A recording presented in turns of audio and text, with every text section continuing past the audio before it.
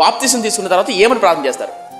ప్రభువా, ఇప్పుడు నీళ్ళల్లో మునిగి లేస్తున్నానయ్యా, వచ్చే నెల కల్లా 10 కోట్ల ఆస్తి, 10 బంగాళాలు ఇల్లు ఉండాలా, ఎందుకంటే బాప్తిసం తీసుకున్నా, నీ బిడ్డగా నేను మారిపోయినా, నేను కోటీశ్వరుని ధనవంతుని అయిపోవాలా, ఏసునామమున జరుగును గాక. బాప్తిసం తీసుకున్న తర్వాత ఏమని ప్రార్థన చేస్తారు?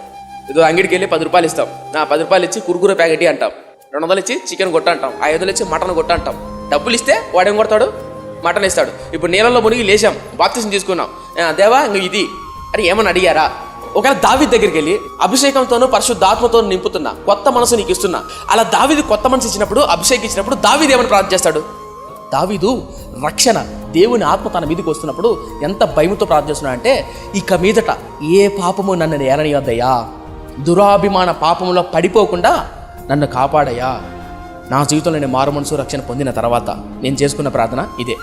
నేను మారు మనసు పొందా, బాప్తిసం పొందాను. అయితే పొందిన మారు మనసు రక్షణ ఏదైతే ఉందో కోల్పోకుండా అంతం వరకు నమ్మకంగా నిందారహితుడిగా ఉండే కృపని అయ్యా.